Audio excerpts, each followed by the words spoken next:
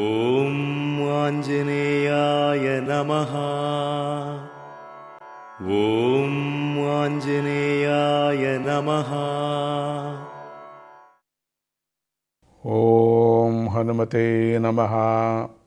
శ్రీరాముడు కూడా హనుమంతుడిని స్తోత్రం చేశాడంటే హనుమంతుడి గొప్పదనం ఏమిటో మనం అర్థం చేసుకోవాలి కదా. మహాత్ములు ఊరికే పొగడరు, ఊరూరికే ఒకరిని పొగడరు. వారి చేత పొగిడించుకోవాలి అనుకోవటం కూడా ఒక విధంగా తప్పే అవుతుంది కదా.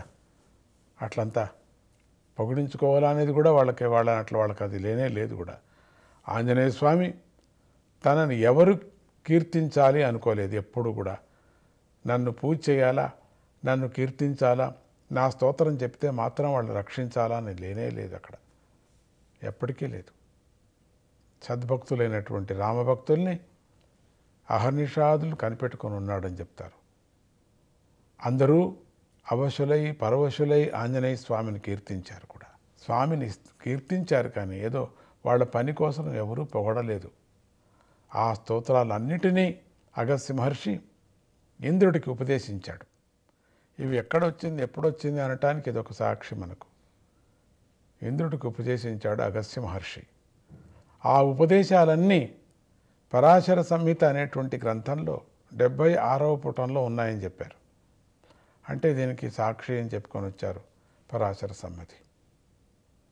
పరాశర మహర్షి మైత్రేయి మహర్షికి ఇలా చెప్పాడు. ఓ మైత్రేయ, గొప్ప వీరులు జ్ఞానులు అయినటువంటి వానర ముఖ్యులు హనుమంతుడిని స్తుతించారు. ఆ స్తోత్రం గుచ్ఛాన్ని వానర గీత అంటారు. అదొక గుచ్ఛం, దాన్ని వానర గీత అంటున్నారు. స్తోత్రం సర్వోత్తమం చైవ హనుమతత్వదర్శనం. స్తోత్రం సర్వోత్తమం చైవ హనుమతత్వదర్శనం. సర్వమాయాహరం చైవ ఆధివ్యాధి వినాశనం. సర్వమాయాహరం చైవ ఆధివ్యాధి వినాశనం. ఈ స్తోత్రం అన్నిటికంటే ఉత్తమమైనది, హనుమతత్వాన్ని ప్రదర్శించేది, అన్ని విధాల మాయను హరించేది, శారీరక మానసిక రోగాలను పోగొట్టేటువంటిది.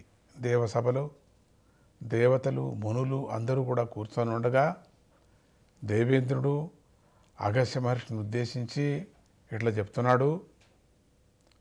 ఓ మహర్షి దయాళో, సంసారం అనేది మహాసముద్రం, దాటరానిది. అటువంటి దానిని కలుషములైన ఇంద్రియాలు గల జనులు ఎలా దాటుతారో నాకు తెలపగలరు అని ప్రశ్న చేస్తాడు. అప్పుడు అగస్త్య మహర్షి ఈ విధంగా చెప్పుకొస్తున్నాడు. ఓ దేవేంద్ర, కల్మషం లేని వానరులు హనుమంతుడిని స్తోత్రం చేశారు. కల్మషం లేనటువంటి వానరులు ఆ స్తోత్రాన్ని వానర గీత అంటారు. దానిని ఎవరైతే హనుమంతుని యందే మనస్సు లగ్నం చేసి పఠిస్తారో వారు సంసార సాగరాన్ని దాటుతారు, హనుమంతుడి సన్నిధిని కూడా చేరుకుంటారు. ఆయు కీర్తిర్యశైవ లభంతే నాత్ర సంశయ. వానర గీతను చదివిన వారు, విన్నవారు, తెలుసుకున్నవారు కూడా చిరాయువును గొప్ప కీర్తిని పొందుతారు. అంటే ఆయు కీర్తి యశస్సు అంటే ఆయు కీర్తిర్యశైవ లభంతే నాత్ర సంశయ.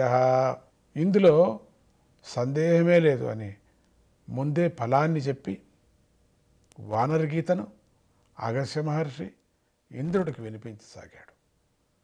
మామూలుగా అన్నీ అయిన తర్వాత ఫలశ్రుతి అవుతుంది. మొదటే ఫలాన్ని చెప్పాడు. ఇట్లా అవుతుంది, దీన్ని తెలుసుకున్న వాళ్ళకి ఎన్ని లాభాలు ఉన్నాయని చెప్పేసి. వానర గీతను మనం చెప్పుకుందామా? అటువంటి వానర గీతను మనం ఎన్ని మాటలు చెప్పుకున్నా చాలదు. ప్రారంభిద్దామా? ఓం నమో హనుమతే నమః.